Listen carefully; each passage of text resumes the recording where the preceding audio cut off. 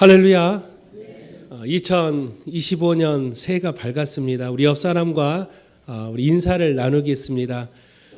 이렇게 인사하겠습니다. 하나님 나라를 함께 만듭시다. 이렇게 인사합시다. 2025년 송파교회 표가 하나님 나라를 만들어가는 교회입니다. 하나님 나라에 대해서는 송구 영신 예배와 신년 특별 새벽 기도를 통해서 함께 말씀을 나누면서 하나님 나라가 무엇인지 우리가 함께 은혜를 받았습니다. 다시 한번 말씀을 드리자면 하나님 나라는 하나님께서 통치하시는 나라, 하나님을 주인으로 섬기는 나라, 그곳이 바로 하나님 나라예요. 그래서 예수님께서 여기 있다 저기 있다 하는 게 아니라 하나님 나라는 이미 우리들 마음속에 있다라고 말을 해요. 왜요? 내 안에 예수님을 주인으로 모시고 살아가는 사람들은 이미 하나님 나라를 경험하며 살고 있는 거예요. 여러분의 가정도 하나님 나라가 되려면 여러분의 가정의 주인은 하나님이 돼야 돼요. 우리의 교회의 주인도 오직 하나님이 돼야 됩니다. 우리가 살아가는 삶의 모든 공동체도 삶의 주인이 하나님이 돼야 돼요. 그런데 알면서도 우리가 세상을 살다 보면 순간순간 내가 주인이 될 때가 있어요. 하나님보다 앞서갈 때가 있고 하나님께서 말씀하신 것보다 내 경험과 내 지식을 가지고 행할 때가 종종 있다라는 것이죠. 그럴 때마다 하나님의 나라는 조금씩 금이 가기 시작해요. 하나님께서 이 땅에 가장 완벽한, 가장 행복한 나라를 하나님께서 우리에게 주셨는데 그 하나님의 나라가 우리의 탐욕과 욕심으로 금이 가기 시작했어요. 결국은 그 하나님의 나라는 송두리째 무너져 버렸다라는 것입니다. 그래서 예수님께서 이 땅에 오셔서 다시금 그 하나님의 나라를 회복하시기 위해서 우리에게 모든 것을 내어 주셨다라는 것이죠. 오늘 우리는 2025년을 맞이하면서 우리 송파교회가 다시 한번 결단하고 다짐해야 될 것은 그 하나님의 나라를 우리가 회복하기 위해서 우리는 어떻게 해야 되는 것인가? 이 땅을 살아가는 우리의 모든 그리스도인들이 하나님의 나라를 다시 회복하기 위해서 우리는 어떻게 해야 하는 것인가? 오늘 말씀을 통해서 그걸 함께 나눠보려고 합니다. 먼저 요한계시록 21장 1절의 말씀에 보면 이렇게 말합니다. 또 내가 새 하늘과 새 땅을 보니 처음 하늘과 처음 땅이 없어졌고 바다도 다시 있지 않더라. 하나님께서 이루실 새 하늘과 새 땅은 이전과는 완전히 다른 새로운 땅을 하나님께서 만드시겠다라는. 근데 이 말씀을 우리는 오해하면 안 돼요. 이전에 있는 땅이 없어지고 새 하늘과 새 땅이 되어지는 게 아니라 우리가 살고 있는 이 땅이 새 하늘과 새 땅처럼 새롭게 바뀐다라는 것입니다. 그래서 성경에 보면 예수님을 믿기 전의 삶과 예수님을 믿고 난 삶이 완전히 달라요. 그래서 뭐라고 말했어요? 이전 것은 지나갔으니 보라 새 것이 되었대요. 나는 똑같은데 예수를 믿고 났더니 나보고 새 것이 되었대. 아직도 나는 죄 많은 부족한 사람인데 왜 나보고 새 것이 되었다라고 성경은 말할까? 예수를 믿음으로 말미암아 이전 것은 지나가고 새로운 새 하늘과 새 땅처럼 나의 삶이 완전히 새로운 삶으로 바뀌는 게 바로 하나님의 은혜라는 것입니다. 따라서 새 하늘과 새 땅은 이전과는 비교할 수 없을 정도로 하나님의 은혜의 땅이 된다라는 것을 우리는 잊지 말아야 한다라는 것입니다. 요한계시록을 서술했던 사람이 누굽니까? 바로 사도 요한이죠. 사도 요한의 별명이 뭐냐면 사랑을 전하는 사람, 그렇게 불러요. 그만큼 사도 요한은 자신이 살아가는 삶 가운데 예수 그리스도를 통해서 받았던 그 은혜를 평생을 간직하면서 세상 모든 사람들한테 그 주님의 사랑을 전했던 사랑의 전도자였어요. 그래서 요한계시록의 내용들을 살펴보면 대부분 요한계시록은 묵시 사상이 깔려 있지만 이 요한계시록을 통해서 사도 요한이 전하고자 했던 메시지는 바로 이거였어요. 이 땅에 하나님께서 모든 것을 견인하시고 그리스도의 영광과 모든 음부의 권세를 멸하시고 새 하늘과 새 땅을 만들어가는 내용이 바로 요한계시록의 주된 내용입니다. 그래서 요한계시록을 우리가 묵상해 보면 그곳에 새 하늘과 새 땅에 대한 이야기가 참 많이 등장합니다. 그만큼 사도 요한은 우리가 살고 있는 이 땅이 새 하늘과 새 땅이 되지 않으면 더 이상 우리는 살아갈 수 없을 만큼 죄악된 곳으로 변해버렸다라는 거예요. 따라서 이 힘들고 어려운 세상을 이제는 새 하늘과 새 땅으로 바꾸기 위해서는 주님이 나의 삶의 주인이 되어 그 땅 속에서 하나님과 영원토록 살아갈 수 있는 축복을 받으며 살아가는 게 바로 사도 요한이 전하고자 했던 메시지입니다. 사랑하는 송파교회 성도 여러분, 여러분이 살아가는 삶 가운데도 어려움과 환난과 고난이 있을 수 있어요. 그런 삶 가운데 우리가 결단하고 다짐해야 될 것은 이 땅을 새로운 땅, 새 하늘로 바꾸기 위해서는 이 땅에 하나님의 나라가 임해야 된다는 것입니다. 오늘날 우리 세상은 너무나도 혼란스럽습니다. 특히 우리나라가 지금 많은 어려운 환경에 처해 있어요. 저는 그런 뉴스를 볼 때마다 이 땅을 해결할 수 있는 것은 오직 주님밖에 없다고 생각해요. 왜요? 사람은 서로의 가치관이 다르고 서로가 살아온 삶이 다르기 때문에 늘 대립된 양상을 가지고 살아갑니다. 누가 옳다, 누가 틀렸다라고 우리는 판단할 수가 없어요. 오직 하나님께서 주인이 되시는 나라가 돼야 돼요.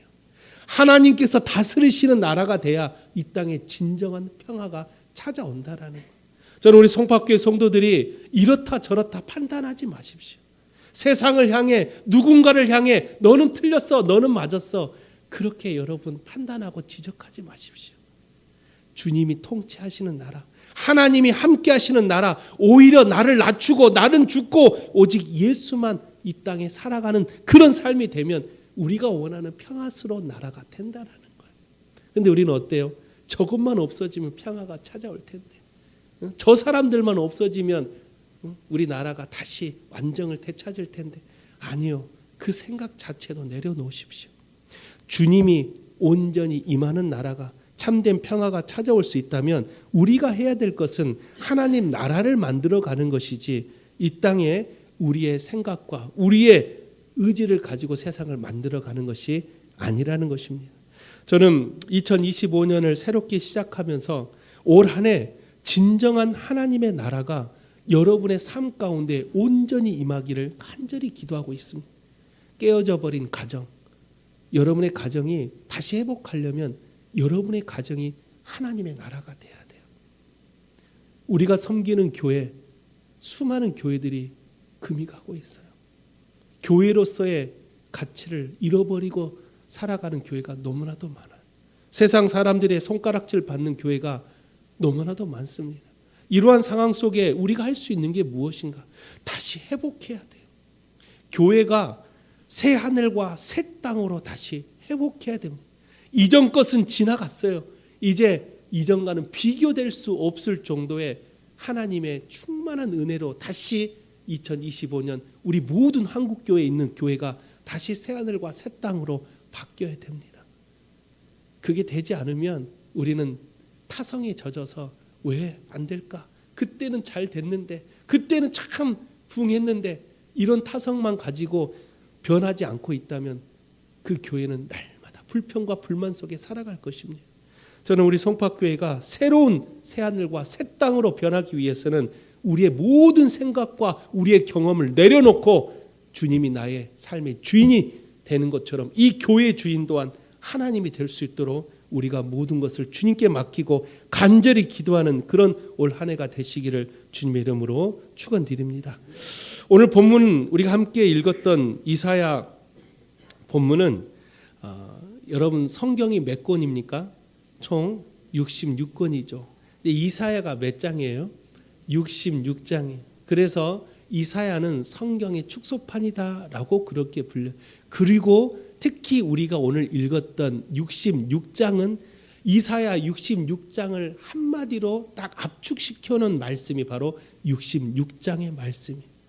이사야는 성경의 축소판이라고 했는데 그 중에서도 66장은 그 이사야 전체를 축소해 놓은 말씀이 바로 66장의 말씀이에요. 그래서 오늘 우리가 함께 읽었던 이사야 66장을 통해서 하나님께서 우리에게 전하고자 했던 새하늘과 새 땅이 무엇인지 함께 나눠보고자 합니다. 당시 구약 상황을 우리는 알아야 돼요. 이사야 선지자가 활동했던 시대적 상황은 암울했어요. 바벨론의 포로로 끌려갔던 수많은 백성들, 그러한 백성들 속에서 오늘 이사야 66장은 그들을 다시 예루살렘으로 귀환을 시켜 새로운 땅, 새로운 하늘을 만들어 주겠다라는 하나님의 축복의 메시지가 바로 이사야 66장의 이야기입니다.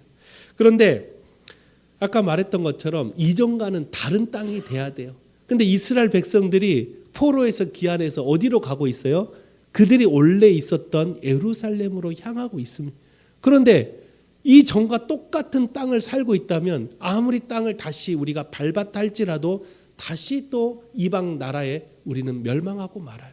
그래서 하나님께서는 그들을 포로에서 귀환시킨 다음에 제일 먼저 무엇을 명령했냐? 하나님의 성전을 다시 건축하라라고 명령을 해요. 왜요? 우리가 회복한 땅은 우리가 밟고 살아가는 이 땅이 아니라 하나님의 성전이 회복되지 않으면 아무리 넓고 좋은 땅을 가졌다 할지라도 우리는 그 땅에서 영원히 살 수가 없다라는, 다시 이방인들 손에 우리는 다시 멸망해 버리기 마련이에요. 따라서 하나님께서 우리에게 주어진 포로에서 귀환한 이스라엘 백성들에게 주어졌던 땅은 이전과 다른 땅이 돼야 돼요. 똑같은 이스라엘 땅이지만 이전과도 다른 새 하늘과 새 땅이 되어야 진정한 하나님의 나라가 그 땅에 임한다라는 것입니다. 오늘 이사야 66장에 나와 있는 그 새 하늘과 새 땅을 통해서 우리는 하나님의 크나큰 축복을 우리 모두가 함께 누릴 수 있어야 된다라는 것입니다. 그렇다면 새 하늘과 새 땅은 어떻게 만드는 것일까? 오늘 본문은 세 가지로 우리에게 말씀을 전하고 있습니다. 첫째, 새 하늘과 새 땅은 하나님을 끝까지 따르는 자를 통해 역사하신다라는. 오늘 본문 19절이죠. 내가 그들 가운데에서 징조를 세워서 그들 가운데에서 도피한 자를 여러 나라 곧 다시스와 뿔과 활을 당기는 룻과 및 두발과 야한과 또 나의 명성을 듣지도 못하고 나의 영광을 보지도 못한 먼 섬들로 보내리니 그들이 나의 영광을 문 나라에 전파하리라. 이 19절 말씀에 보면 어떤 사람이 나와요? 도피한 자, 그들 가운데에서 도피한 자라는 사람들이 나와요. 이 도피한 자가 누굴까? 그들이라는 것은 바벨론의 이 행포 속에, 이 핍박과 박해 속에서 도피한 자들, 말 그대로 이 19절에 나와 있는 도피한 자들은 당시에 그 바벨론의 강포 속에서도 끝까지 믿음을 지키며 살아남은 남은 자를 말을 해요. 이 도피한 자들을 하나님이 어떻게 한다 그랬어요? 징조를 세워서 그들을 통해서 하나님의 영광을 문 나라에 전파하게 만든다라는.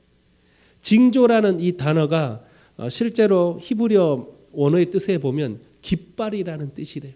따라서 끝까지 믿음을 부여잡고 있는 사람들에게 하나님은 징조를 보여주신다라는 것은 그들의 삶의 이정표가 되어주겠다라는, 깃발을 하나님께서 꽂으셔서 그곳을 향해 걸어갈 수 있는 이정표가 되어주시겠다라는. 여러분, 나라를 잃었어요. 주변의 가족들은 뿔뿔이 흩어지고 모든 백성들은 처참하게 죽어가요. 이러한 시대적인 혼란 속에서 여러분들 내가 어디로 가야 될지 아무도 몰라요. 그런데 주님이 징조를 세워 이정표가 되어주시겠대. 얼마나 큰 축복입니까? 삶의 사면초가에 부딪혀서 어디로 가야 될지를 전혀 알지 못하는 막막한 시대를 살아가는 우리의 삶 가운데 하나님은 나의 징조가 되어 내가 걸어가야 될 이정표가 되어주시겠다라는. 그게 어떤 사람들에게요? 끝까지 믿음을 붙들고 있는 사람들에게. 마지막 시대가 되면 요한계시록에 보니까 수많은 사단과 마귀들이 우리의 믿음을 엄습해온대요. 자꾸 유혹을 해요. 세속적인 마음, 세상적인 쾌락과 유혹으로 우리의 믿음을 자꾸 흔들어놔요. 그 믿음을 끝까지 붙들고 있어야 마지막 그때 주님과 함께 하나님 나라에 갈 수 있는데 우리가 그 믿음을 지키기에는 너무나도 연약하다라는 거예요. 수많은 사람들이 그 사단 마귀의 마음에 빼앗겨 믿음을 잃어버리고 있다라는. 여러분, 실제적인 이야기죠. 오늘날 한국 교회가 많이 무너지고 있어요. 한 해에도 각 교단별로 2만 명의 교인들이 교회를 떠나가고 있대요. 지금 전도하기도 힘든데 2만 명의 사람들이 평균 떠나고 있다라는. 더 안타까운 건 다음 세대를 이끌어가야 될 청소년과 아이들이 사라지고 있어요. 이러한 상황은 앞으로 한국교회 미래 40-50년 뒤에는 교회의 절반이 사라진다라는 거예요. 얼마나 무서운 이야기입니까? 얼마나 안타까운 이야기예요. 지금 우리가 그리스도인으로서 우리가 섬기고 있는 하나님, 우리가 섬기고 있는 교회, 우리가 지켜야 될 이 믿음을 잃어버린다면 여러분 앞으로의 미래는 장담할 수 없다라는 그런 암흑한 시대 속에 오늘 본문의 첫 번째 메시지가 뭐라고요? 끝까지 믿음을 부여잡고 있는 자들에게 하나님은 이정표가 되어주신다라는. 어디로 가야 될지, 우리가 무엇을 해야 될지 하나님은 징조를 세워서 끝까지 믿음을 지킨 사람들에게 이정표가 되어주신다라는 이 말씀을 여러분 끝까지 붙들어 그런 사람들을 통해 어떻게 하신다고요? 본문 19절 마지막 절에 보니까 그들이 나의 영광을 문 나라에 전파하리라는 거예요. 하나님의 영광을 세상 모든 사람들에게 전파하는. 누구에게요? 끝까지 믿음을 붙들고 있는 자들에게 하나님은 징조를 세워 그들을 문 나라에게 하나님의 영광을 전파하게 한다라는. 그 믿음의 사람이 되시기를 주 이름으로 축원드립니다. 새 하늘과 새 땅은요 어떤 사람에게 임하지냐? 끝까지 믿음을 부여잡고 있는 자들이 만드는 거예요. 우리 2025년 한 해 하나님 나라를 함께 만들겠노라고 우리 다짐했어요. 근데 어떻게 만들어요? 방법을 몰라요. 오늘 말씀은 우리에게 전하고 있어요. 하나님 나라를 만들려면 끝까지 믿음을 부여잡으십시오. 어떠한 상황과 어떠한 환경과 어떠한 조건 속에서도 여러분 세상과 타협하지 마십시오. 믿음이 흔들리지 않기를 여러분 끝까지 믿음을 부여잡고 마지막 그때가 될 때까지 우리는 세상 문 나라에 하나님의 영광을 전하는 그런 축복의 사람들이 되시기를 주님의 이름으로 축원드립니다. 두 번째로 새하늘과 새 땅을 만드는 사람들은 바로 진정과 신령으로 예배하는 자들이 만들 수 있다라는 것입니다. 본문 20절입니다. 나 여호와가 말하노라. 이스라엘 자손이 예물을 깨끗한 그릇에 담아 여호와의 집에 드림같이 그들이 너희 모든 형제를 문 나라에서 나의 성산 예루살렘으로 말과 수레와 교자와 노새와 낙타에 태워다가 여호와께 예물로 드릴 것이요. 여호와의 집에 예물을 드린다라는 것은 예배하는 사람들의 모습을 가리키고 있습니다. 그런데 그 예물을 어디에 담으라 그랬어요? 깨끗한 그릇에 담으라는 거예요. 그냥 그릇이 아니에요. 깨끗한 그릇에 담아 여호와의 집에 올려드리라는 거예요. 우리가 하나님께 예배할 때 우리의 모든 마음, 우리가 드리는 이 진정과 신령으로 드리는 예배자가 되지 않으면 우리는 어느 순간 형식적이고 외식적인 예배밖에 되지 않는다라는 거예요. 깨끗한 예물을 여러분 드릴 수 있는 믿음이 있어야 돼요. 구약에서 하나님께 제사를 드릴 때 반드시 필요한 게 있어요. 뭐가 필요했어요? 동물이 필요했어요. 왜요? 하나님께 드려야 될 제물이거든. 근데 그 제물을 선별할 때 가장 첫 번째 조건이 있어요. 그게 바로 뭡니까? 흠이 없는 동물이어야 됩니다. 흠이 없는 동물을 선별해서 하나님 앞에 제물로 이 동물을 드려야 돼요. 내가 원래 죽어야 돼요. 왜? 죄 가지고는 하나님께 갈 수가 없기에 내가 죽어야 되는데 흠이 없는 동물을 선별해서 이 동물에게 내 죄를 전가시킵니다. 그래서 그 제물을 드릴 때 구약의 백성들이 제사를 드릴 때 동물을 제사장 앞에까지 끌고 와서 그 동물의 머리에다 안수 기도를 해요. 자기의 죄가 이 동물에게 전가하기를. 그리고 이 동물을 제사장에게 드려요.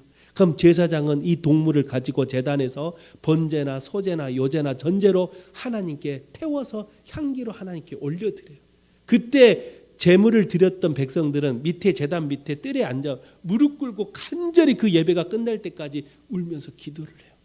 내가 죽어야 되는데 나의 대신에 저 흠없는 양이 죽는 것을 보며 나 또한 내 죄가 다 저 향기처럼 하나님께 사라질 수 있도록 그런 마음으로 엎드려 기도한다라는 것. 그게 구약에 드렸던 예배예요. 오늘 우리가 드리는 예배는 어떻습니까? 진정과 신령으로 드리는 예배하는 자가 얼마나 있을까요? 오직했으면 요한복음에 예수님께서 진정과 신령으로 예배하는 자를 찾고 계신데, 이렇게 많은데, 이렇게 예배하는 자가 전 세상에 이렇게 많은데 왜 예수님은 예배하는 자를 찾고 계신다라고 말씀을 하실까? 하나님이 원하는 예배는 형식적인 예배가 아니에요. 그냥 주일날 의자에 앉아있는 그런 예배가 아니라 마음의 중심적인 예배를 원해요. 하나님 보시기에 합당한 예배를 드리는 자들을 원하신다라는 거예요. 우리가 그런 예배가 되지 않으면 우리는 새하늘과 새 땅을 만들 수가 없어요. 새하늘과 새 땅을 만들기 위해서는 내가 먼저 진정과 신령으로 드리는 예배자가 돼야 돼요. 여러분의 가정이 하나님 나라가 되기 위해서는 여러분의 가정도 예배하는 가정이 돼야 돼요. 여러분이 살아가는 삶의 지경터가 하나님 나라가 되려면 그곳에서도 예배하는 자들이 있어야 돼요. 아무도 없는 곳에서 가기 싫고 좁고 힘든 가시밭길일지라도 끝까지 그 길을 걸어가는 자들이 참된 예배자의 길이라면, 우리는 하나님 나라를 이 땅에 만들고자 다짐했다면 여러분 그 길이 십자가의 길일지라도 걸어가야죠. 많은 사람들은 요즘은 신앙생활도 편하게 하고 싶대요. 젊은 사람들 전도할 때 교회 갑시다 그러면 뭐라고 해요? 교회 엘리베이터 있습니까? 교회 프로그램은 뭐 잘 돼 있습니까? 교육부는요? 교회 건물은요? 예배를 드리고 하나님 앞에 나오는 중심이 뭐예요? 하나님 앞에 내 마음을 온전히 드리고자 하는 주님과 영적인 만남이 예배의 근본이 돼야 되는데, 외적인 뭐 교회 사이즈는 어떻습니까? 프로그램은 어떻습니까? 교회 환경, 이런 걸 가지고 교회를 선택하는 사람들은 어디를 가더라도 하나님 나라를 만들 수가 없어요. 우리는 잘 생각해야 돼요. 하나님의 나라를 만드는 건 진정과 신령으로 예배 드리는 자가 만드는 거예요. 여러분의 예배가 하나님 마음에 합당한 예배가 된다면 그곳이 어디가 됐든 하나님의 나라가 임재하실 것입니다. 저는 우리 송파교회 성도님들이 올 한 해 참된 예배자가 되어서 여러분을 통해서 새하늘과 새 땅이 우리가 섬기는 교회 가운데, 여러분의 가정 가운데, 여러분이 살아가는 삶의 지경터 가운데 온전히 임하시기를 주님의 이름으로 축원드립니다. 마지막으로 새하늘과 새 땅을 만들어가는 사람들은 하나님께서 택하신 사람이어야 됩니다. 본문 21절이죠. 나는 그 가운데 택하여 제사장과 레위인을 삼으리라 여호와의 말이니라. 그런데 우리가 한 가지 알아야 될 게, 많은 사람들 중에 하나님이 택한 사람들이 있는데 그 택한 사람들을 제사장과 레위인으로 삼아 주시겠다는, 하나님의 나라 새하늘과 새 땅을 만들어가는 사람들은 하나님이 택한 사람들 중에서도 제사장과 레위인의 사람들이 새하늘과 새 땅을 만든다라.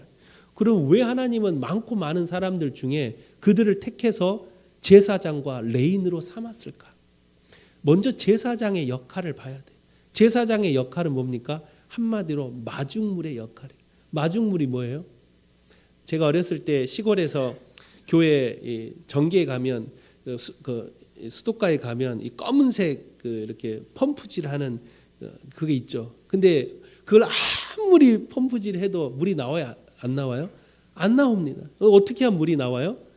바가지를 딱 물 한 움큼 떠서 가운데 통에다가 붓고 그때 펌프질을 하면 물이 콸콸콸 나와요.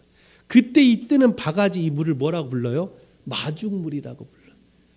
그러면 제사장이 아까 어떤 사람이라고요? 마중물 같은 사람. 제사장은 하나님과 백성 사이를 연결시켜주는 중재자 같은 사람이에요. 제사장은 이 백성들이 가진 죄를 대신 하나님께 고하는 사람들이에요. 이 제사장은 자신은 언제나 섬기는 사람이 돼요. 근데 왜 예수님이 이 땅에 오셨을 때 그때 로마 시대 때 왜 제사장들이 타락했어요? 자신이 가진 권력과 자신이 가진 그 자리를 인간적인 욕심과 탐욕으로 가지려고 했기 때문에 그래요. 제사장은 원래 마중물이 돼야 돼요. 백성들을 섬기고 그들의 죄를 하나님께 대신 고하는 중재자가 돼야 되는데 자신이 하나님이 돼버렸다는, 대제사장들이 자신의 권력과 자신의 그 물질을 지키고자 로마와 손을 잡고 하나님은 온데간데 없는 그런 타락된 정치 지도자가 돼버렸다라는. 오늘날 우리는 진정한 제사장이, 베드로 사도가 우리에게 어떤 제사장이 되라 그랬어요? 왕 같은 제사장이 되라고 말을 해요. 왕 같은 제사장은 성경에서 딱 한 사람밖에 없어요. 누굽니까? 예수 그리스도예요. 베드로 사도가 우리에게 너희들은 왕 같은 제사장이 되라고 했던 것은 성경 통틀어서 왕이면서 제사장이 되었던 사람은 예수 그리스도 한 분밖에 없어요. 따라서 우리에게 베드로 사도가 우리에게 전했던 메시지는 너희는 예수 그리스도의 삶을 살아가는 사람들이 되라는 거예요. 그게 진정한 제사장의 삶이에요. 예수님은 이 땅에 오셔서 중보자, 중재자, 모든 것을 다 주님과 우리 관계를 회복시켜 주셨던 분이 예수 그리스도. 주님이 아니면, 예수님의 십자가의 사랑이 아니면 우리는 하나님께로 나아갈 사가 아무도 없어요. 그래서 예수님이 뭐라고 말씀하셨어요? 나로 말미암지 않고는 아버지께로 갈 자가 아무도 없다라 그랬어요. 예수님은 중보자였어요. 중재자였고 우리와 하나님 사이를 연결시켜주는 가장 표본적인 모델이 바로 예수님이었어요. 사랑하는 성도 여러분, 여러분들도 왕 같은 제사장이 되어 이 땅을 살아가면서 수많은 죽어가는 생명을 주께로 인도하는 그런 마중물 같은 사람들이 되시기를 주 이름으로 축원드립니다. 또 한 사람은 어떤 사람으로 만드신대요? 레이인으로 만드신대요. 레이인을 다른 말로 말하면 레이지파라고 불러요. 레이지파가 어떤 사람들입니까? 레이지파는 평생을 하나님의 성전에서 일을 하는 사람들이 레이지파예요. 특히 레이지파는 야곱의 12지파 중에 한 지파였는데 가나안 땅을 점령했을 때 이 12지파에게 땅을 분배해야 되는데 유일하게 딱 한 지파에게만 땅을 분배하지 않았어요. 그 지파가 바로 레이지파였어요. 왜 레이지파에게 땅을 분배하지 않았을까? 우리가 레이지파에 소속된 사람이라면 그렇게 함께 전투에 임하고 그렇게 가나안 7대 족속을 다 물리쳐서 힘들게 가나안을 점령했는데 아니 우리에게는 땅을 안 주신다고요? 얼마나 속으로 불평하고 얼마나 많은 불만이 쌓였겠습니까? 그런데 레이지파가 하나님의 말씀에 순종했던 것은 그들에게 특별한 축복을 줬기 때문에 그래요. 다른 지파들은 눈에 보이는 땅을 줬지만 레이지파는 눈에 보이지 않는 새하늘과 새 땅인 하나님의 나라를 줬기 때문에 그래요. 그래서 레이지파를 통해서 하나님께서 특별한 은혜를 줬던 세상 모든 만물의 주관자가 되시는 하나님이 레이지파를 먹이시고 입히신다라고 성경은 말을 해요. 다른 사람들은 땅은 받았어요. 근데 자기들이 땀을 흘려서 땅에 있는 것을 일구어 먹어야 돼. 근데 레이지파는 하나님께서 입히시고 먹이신다. 얼마나 큰 축복입니까? 어디를 가더라도 하나님이 나와 함께 하신다면 그것보다 더 큰 축복이 있을까? 그래서 하나님은 택하신 사람들 중에 레인으로 만들겠다라는 것은 하나님이 먹이시고 입혀주시겠다. 그런 하나님의 사람으로 평생을 주님의 일을 하는 사람들을 통해 새하늘과 새 땅을 만들겠다라는. 저는 우리 송파학교 성도들이 이 레이지파가 되기를 주 이름으로 부탁을 드립니다. 어디를 가더라도 하나님이 나를 입히시고 먹이신다. 그런 사람들은 두 가지를 알고 있는 사람이에요. 하나님이 나를 먹이시고 입히시기 때문에 눈에 보이는 세상적인 물질에 마음을 뺏기지 않아요. 왜? 하나님이 나를 먹이시고 입히시는데 썩어질 수밖에 없는 것에 목매달 이유가 없는 거예요. 또 하나는 하나님이 나를 먹이시고 입히신다라는 것은 내가 세상을 살아가는 데 있어서 수많은 걱정과 근심을 할 필요가 없다라는 거예요. 하나님이 나와 함께 하시는 사람, 그런 사람이 레이인이라면 우리 송파교회 성도들이 하나님께 택함 받은 레이인들이 되어서 하나님이 원하는 새하늘과 새 땅을 만들어가는 그런 여러분들이 되시기를 주 이름으로 부탁을 드립니다. 사랑하는 성도 여러분, 새하늘과 새 땅은 하나님께서 택하신 제사장과 레인을 통해 만들어 간다라고 성경은 말합니다. 여러분들이 왕 같은 제사장이 되어 하나님의 나라를 유업으로 물려받은 그런 여러분들이 되어 우리 사랑하는 자녀들에게 또 이 땅의 수많은 사람들에게 그런 하나님의 나라를 전해줄 수 있는 축복의 사람들이 되시기를 주님의 이름으로 축원드립니다. 말씀을 마칩니다. 오늘 새하늘과 새 땅을 만들어 가기 위해서는 세 종류의 사람을 기억해야 됩니다. 첫째는 어떤 사람입니까? 믿음 흔들리지 않고 끝까지 하나님을 따라 살아가는 사람들입니다. 이러한 사람들을 통해서 하나님은 새하늘과 새 땅을 우리가 있는 그곳이 어디라도 여러분이 가정이 됐든 교회가 됐든 삶의 지경터가 됐든 그곳을 새하늘과 새 땅으로 만들어 주겠다라는 거예요. 두 번째 어떤 사람이요? 진정과 신령으로 예배하는 사람들. 가식적인 예배가 아니에요. 외식적인 예배가 아니라 누군가의 눈에 보여 내가 장로니까 목사니까 권사니까 그런 누군가의 시선 때문에 예배를 드리는 게 아니라 하나님이 내가 너무 좋아 진정과 신령으로 예배하는 참된 예배자가 되어야지만 그런 사람을 통해 새하늘과 새 땅을 만들어 주겠다라는 거예요. 마지막 세 번째 사람 어떤 사람이라고요? 하나님께 택함 받은 제사장과 레인을 통해 새하늘과 새 땅을 만들어 주겠다라는 거예요. 제사장은 어떤 사람이에요? 마중물 같은 사람. 여러분들 누군가 위에 쓰려고 하지 말고 겸손하게 누군가를 세워주십시오. 그렇게 누군가를 세워주면서 마중물 같은 삶을 사람들은 하나님이 특별한 은혜가 있습니다. 그런 사람들이 하나님이 택함 받는 성도가 되는 거예요. 그런 사람들을 통해 새하늘과 새 땅이 이루어지고 또 레이지파 같은 사람 언제나 하나님 곁에서 주님의 일을 하며 세상이 우리를 먹여 살리는 게 아니라 하나님이 입히시고 먹이시는 오직 하나님이 나의 삶의 주인 되는 그런 삶이 바로 레인이라면 그런 여러분들이 되셔서 여러분이 살아가는 삶이 새하늘과 새 땅이 되시기를 주님의 이름으로 축원드립니다. 기도하겠습니다. 거룩하신 하나님 아버지, 2025년 우리 한 해를 하나님 나라를 만들어가는 교회가 되겠노라고 우리 성포학교의 모든 성도들이 함께 다짐하고 결단했습니다. 새하늘과 새 땅은 하나님께서 택함 받은 성도, 끝까지 믿음을 지키는 사람들, 진정과 신령으로 예배하는 자들이 만든다고 했사오니 오늘 말씀을 마음속에 새겨 우리가 섬기는 교회, 우리의 가정, 우리가 살아가는 삶의 모든 곳에 새하늘과 새 땅이 되어 하나님의 참된 행복한 공동체를 만들어가는 복된 성도들이 될 수 있도록 주여 축복하여 주옵소서. 모든 것을 주께 탁하며 살아 역사하신 예수 그리스도의 이름으로 기도하옵나이다. 아멘.